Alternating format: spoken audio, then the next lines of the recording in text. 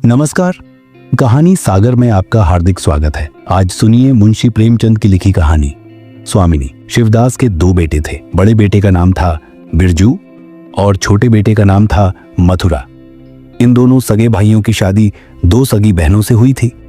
बिरजू की शादी हुई थी राम प्यारी से और मथुरा की शादी हुई थी राम प्यारी की छोटी बहन राम दुलारी से।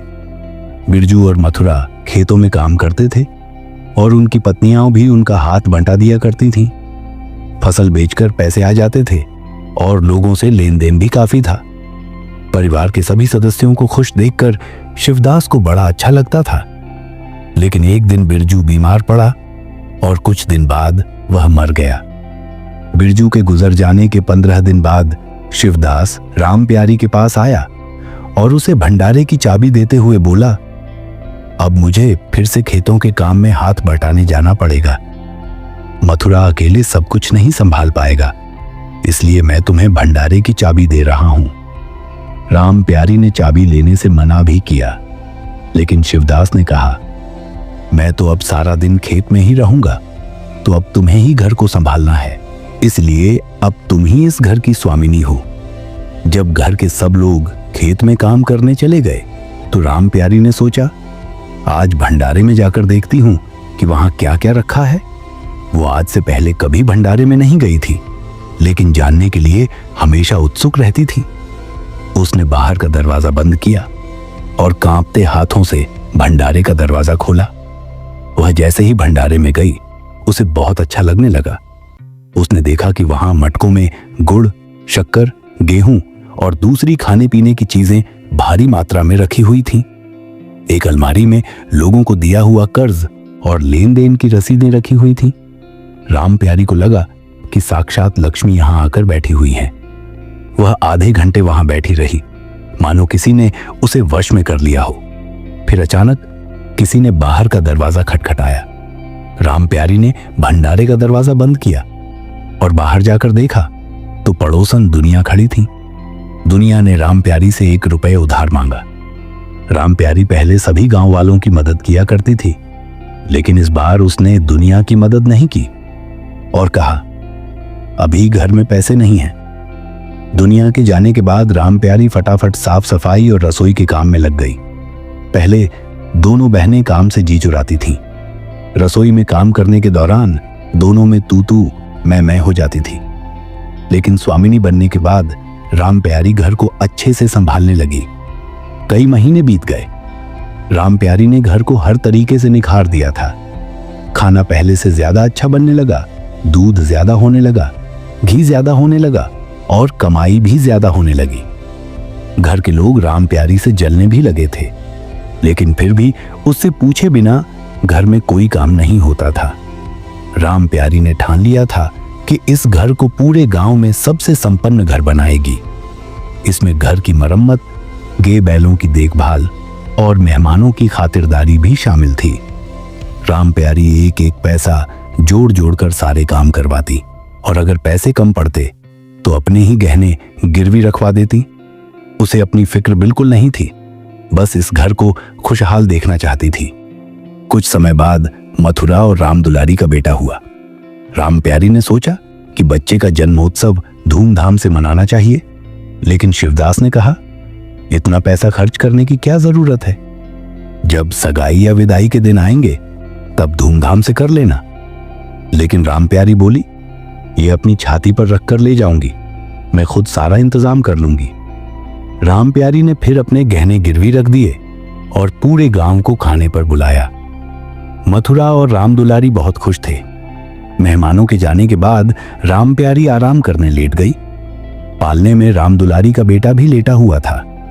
मथुरा और राम दुलारी आए और अपने बेटे को प्यार करने लगे। उन्हें देखकर राम प्यारी के दिल में भी मां की ममता जाग रही थी, लेकिन वह कर भी क्या सकती थी। बस आंखों में आंसू लिए लेटी रही। कुछ समय बाद शिवदास भी मर गया। मथुरा और राम दुलारी के 2 बच्चे और हो गए थे। अब मथुरा घर का मालिक था। खेतों में भी वही सारे काम देखा करता था। मथुरा मेहनती तो था, लेकिन मजदूरों को संभालना उसे नहीं आता था। पहले काम के निर्णय उसके पिता या बड़े भाई ही लिया करते थे, तो उसे स्वतंत्र रूप से काम करने का अवसर कभी नहीं मिला था। मजदूर काम चोरी किया करते थे, जिससे फसल अच्छी नहीं पैदा होती थी। घर में पैसे कम होने लगे थे और खाने की कमी होने लगी थी। इसके बावजूद राम प्यारी सबके खाने का ध्यान रखती थी, लेकिन खुद वह भरपेट खा रही है या नहीं, यह पूछने वाला कोई नहीं था। बाल पक गए थे और बुद्धि से लगने लगी थी। एक दिन मथुरा और राम दुलारी राम प्यारी के पास आए और बोले, गांव में अब हमारा गुजर नहीं हो रहा है, लड़के भी बड़े हो रहे हैं, उन्हें पढ़ना लिखना भी है, इसलिए हम शहर जाना चाहते हैं। वहां ज्यादा पैसे मिलेंगे तो घर ठीक से चल जाएगा। राम प्यारी को यह विचार अच्छा नहीं लगा, लेकिन फिर भी उसने कहा, अगर जा ही रहे हो तो मुझे भी साथ ले चलो, घर में एक कोना दे देना, पड़ी रहूंगी। इस पर मथुरा बोला, भाभी आप भी हमारे साथ शहर आ गई तो घर कौन संभालेगा? आपने जो इस घर के लिए किया है वह मैं कभी नहीं भूल सकता। मैं अंधा नहीं हूं भाभी, आपने खुद को मिट्टी में मिलाकर इस घर को चलाया है और यहाँ खेती बाड़ी और नौकर भी तो हैं, उन्हें भी आप ही को संभालना है। आपके लिए हम बराबर कर्ज भेजते रहेंगे। राम दुलारी भी नहीं चाहती थी कि राम प्यारी उनके साथ शहर आए, क्योंकि वह अपने घर में अपनी आजादी से रहना चाहती थी। इसलिए उसने भी राम प्यारी को साथ चलने को न कहा।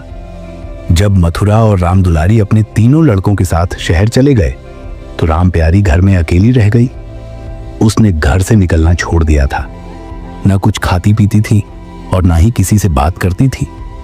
शहर जाने के बाद मथुरा ने एक भी चिट्ठी उसे नहीं भेजी थी। शिवदास ने खेत में हल चलाने के लिए एक आदमी रखा हुआ था, जिसका नाम जोधा था। जब तक बिरजू और शिवदास थे तब तक वह काम से जी चुराता था, लेकिन अब खेत की सारी जिम्मेदारी उसके सिर पर थी, इसलिए वह मेहनत और समय से सारा काम किया करता था। जोधा राम प्यारी के पास आया और बोला, मालकिन उठो और खाना खा लो, कब तक इस तरह पड़ी रहोगी? राम प्यारी जोधा पर कभी कभी बहुत गुस्सा किया करती थी, लेकिन आज उसे उसकी आवाज में सहानुभूति महसूस हो रही थी। वे दोनों ही काफी अकेले थे और अब वे एक दूसरे से काफी बातें करने लगे थे। रोज रात को खाना भी साथ ही खाने लगे थे।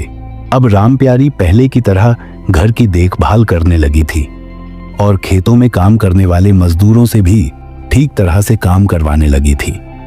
उसने दूध और घी बेचना भी शुरू कर दिया था, जिससे उसकी कमाई भी ठीक हो रही थी। उसने अपने गिरवी रखे हुए गहने भी छुड़ा लिए थे। एक दिन राम प्यारी और जोधा बैठे बातें कर रहे थे। राम प्यारी ने पूछा, तुम शादी क्यों नहीं कर लेते? जोधा बोला, शादी तो मैं कर लूं, लेकिन किसी ऐसी लड़की से जो बिल्कुल आपकी तरह हो, जो बात करने और घर संभालने में चतुर हो, गहने दिलवाने के नाम पर मेरा सिर ना खाए, अच्छा खाना पकाती हो और पैसे बचाना भी जानती हो। जोधा की यह बात सुनकर राम प्यारी शर्मा गई और बोली, तुम बड़े नटखट हो।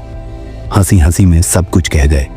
इसके कुछ समय बाद राम प्यारी और जोधा ने शादी कर ली और खुशी खुशी रहने लगे।